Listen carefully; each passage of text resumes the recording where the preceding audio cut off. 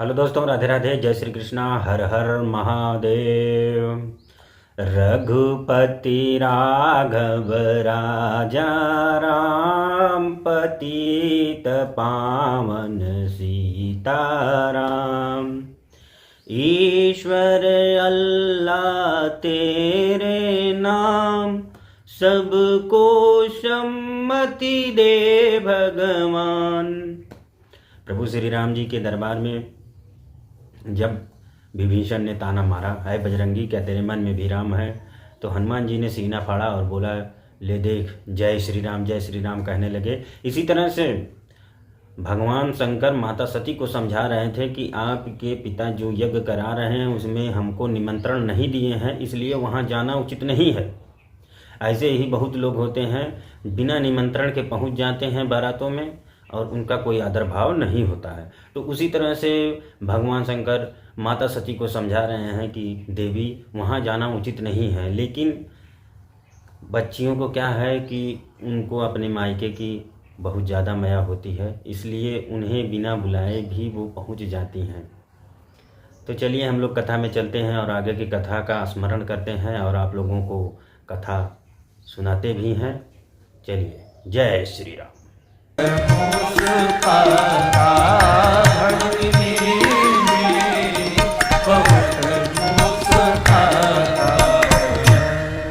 पिता के घर मां गई परम आनंद की अवस्था में, लेकिन आपसे निवेदन करूं, दक्ष ने सबको चेतावनी दे रखी थी, अगर आ गई सती, जिसने भी उससे बात कर लिया, मेरे से बुरा कोई नहीं होगा। आपको बताऊं, सती मैया की ओर किसी ने देखा तक नहीं पिता के घर में। बेटी घर में आए और कोई देख नहीं रहा है, लेकिन आपको बताऊं, और किसी की दृष्टि पड़े चाहे ना पड़े, मां की दृष्टि अवश्य पड़ती है। गोस्वामी जी कहते हैं, कौन मिला? सादर भले ही मिली एक माता। केवल एक मैया मिली, वो भी कैसे मिली? आदर पूर्वक मिली, सादर।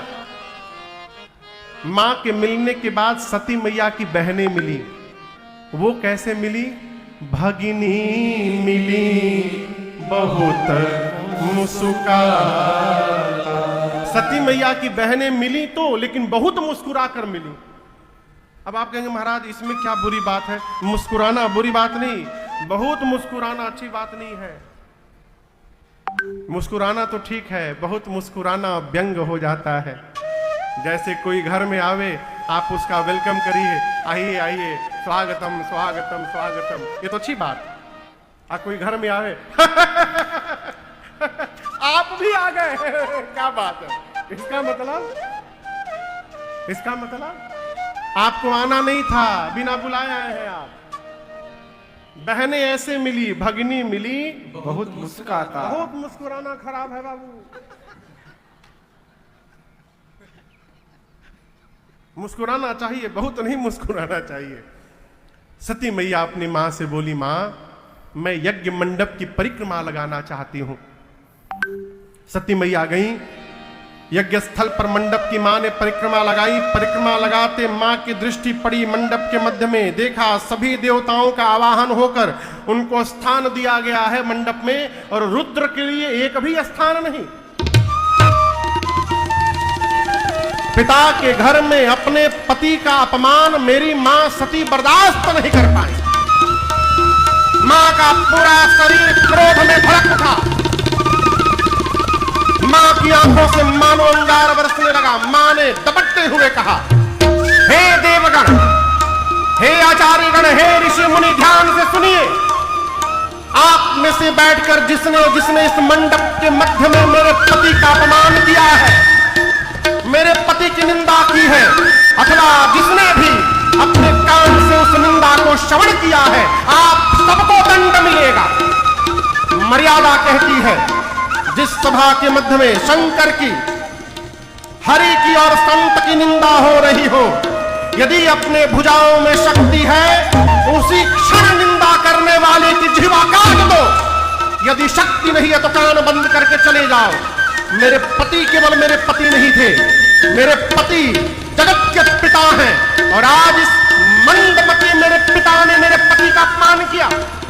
मैं आज के बाद इस दक्ष की बेटी के रूप में जीवित नहीं रहूंगी। इतना कह के सती मैया ने दाहिने पांव के अंगुष्ठ से शरीर में योगाग्नि को प्रज्वलित कराकर और मां ने अपने आप को उसी क्षण जलाकर भस्म कर दिया। हाहाकार मच गया हो। मां का पूरा शरीर अग्नि में दहकने लगा। नारद जी जाकर भगवान शंकर को बताएं। बाबा को आवेश आया। जटा से केश निकालकर बाबा ने धरती पर पटका। वीरभद्र प्रकट भय।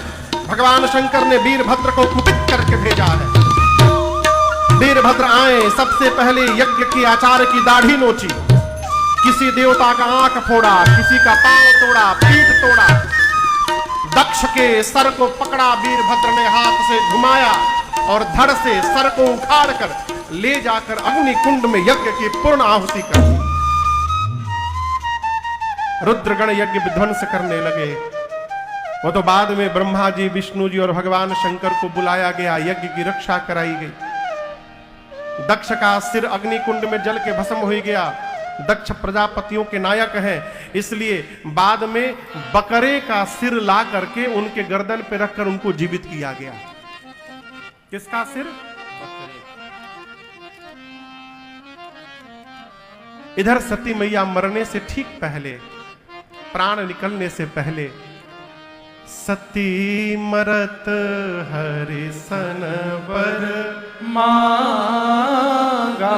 मरने से ठीक पहले सती मैया ने राम जी से वरदान मांगा। क्या मांगा? प्रभु जन्म जन्म शिव पद अनुरागा। सती मैया ने कहा, नाथ एक वरदान दीजिए, अगले जन्म में भी मैं बाबा के ही चरणों की दासी बनूं।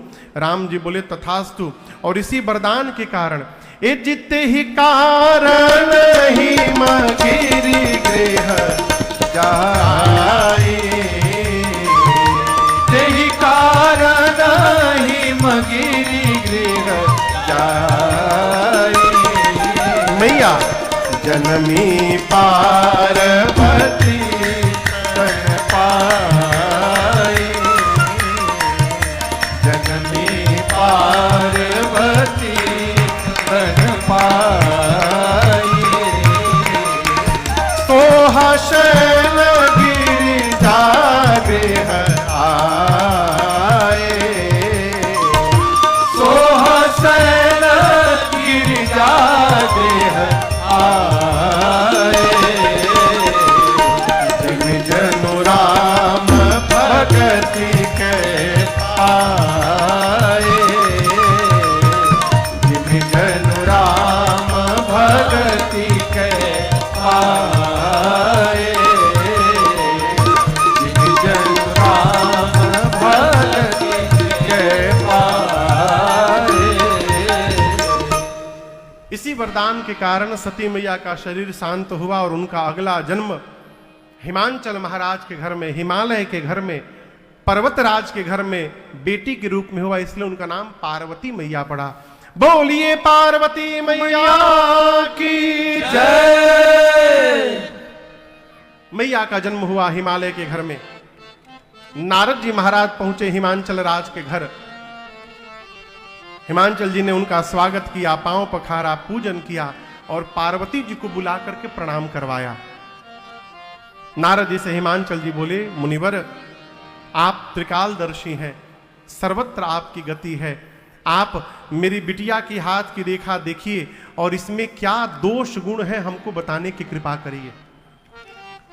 नारद जी पार्वती मैया का हाथ लिए और कहने लगे, महाराज सुता तुम्हारी सकल गुण खाली, अनाम उमा अंबिका भवानी। आपकी बेटी समस्त सद्गुणों की खान होंगी। इनका नाम उमा अंबिका भवानी होगा। संसार की स्त्रियां आपके बेटी के नाम का स्मरण करके पातिव्रत धर्म का पालन करेंगी। महाराज आपके बेटी का सौभाग्य अखंड बना रहेगा। आपकी बेटी के कारण आपको यश की प्राप्ति होगी। पूरे संसार में आपकी बिटिया की पूजा होगी। महाराज नारद जी जितना बढ़िया था सब बता गए। हिमांचल जी बोले दोष नहीं है कोई। नारद जी बोले बेटी में तो नहीं है, लेकिन इनके जो पति होने वाले हैं उनमें थोड़ा दिखाई दे रहा है, कहिए तो उनका हम बतावें। हिमांचल जी बोले बताइए। नारद जी बोले नोट करते जाइए। पहले पहले अगुण, दूसरा अमान, तीसरा मातु पितु हीना। हिमांचल जी बोले क्या बोल रहे हैं? बोले वही बोल रहे हैं जो है। आपके बेटी का पति अगुण होगा। क्या होगा? अगुण मने समझ रहे हैं का? हाँ यही हिमांचल जी समझे, बिना गुण का। नारद जी बोले अगुण होगा यानी सत रज तम तीनों गुणों से परे होगा, त्रिगुणातीत। हिमांचल जी का समझ गए अगुण यानी उसमें कोई गुण नहीं होगा। हिमांचल जी बोले दूसरा क्या बोले थे? बोले अमान। अमान अमान मतलब हिमांचल जी बोले उसका कोई सम्मान नहीं करेगा।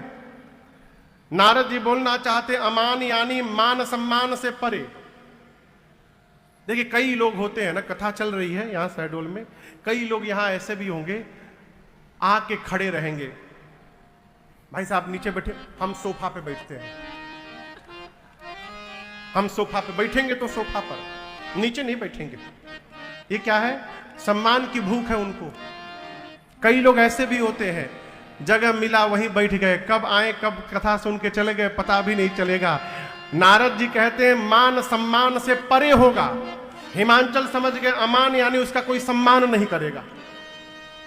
तीसरा बोले नारद जी उसके माता पिता नहीं होंगे। हिमांचल जी बोले कब मरे?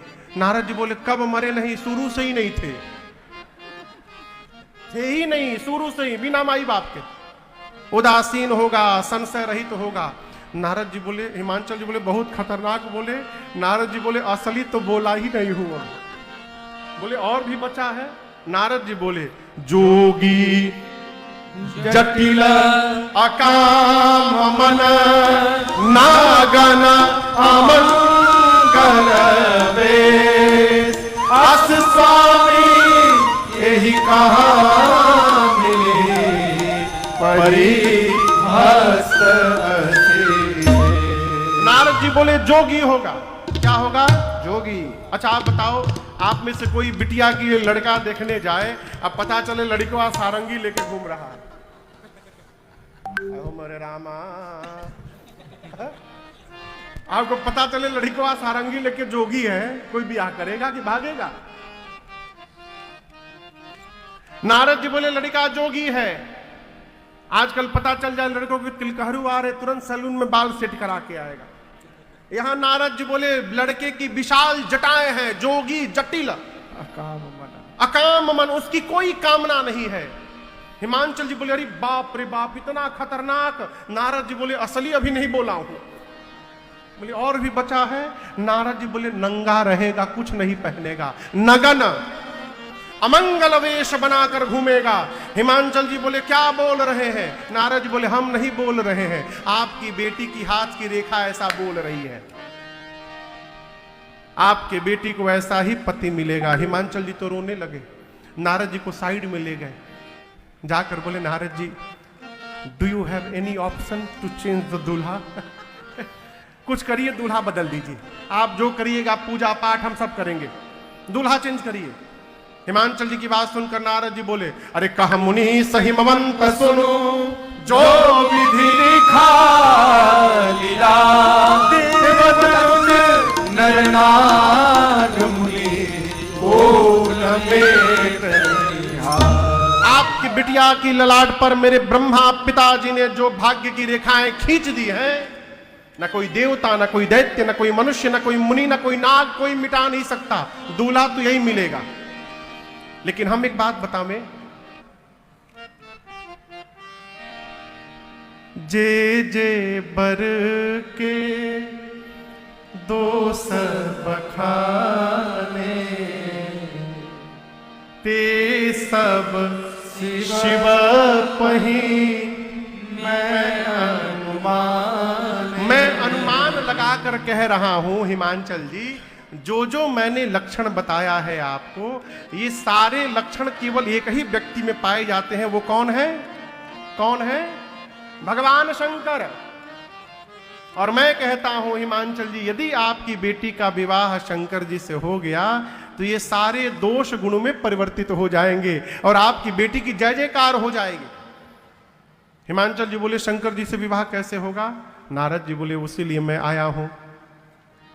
जो तप करे कुमारी तुम्हारी, तो भावी उमेटी सकहि त्रिपुरारी। यदि आपकी बेटी तपस्या करेंगी पार्वती जी, तो भगवान शंकर अवश्य प्राप्त होंगे इनको। ऐसा सुनते ही पार्वती मैया दौड़कर अगले दिन सुबह पिता माता से अनुमति लेकर वन में गई और जाकर हजारों हजार वर्ष मैया ने कठोर तपस्या की है।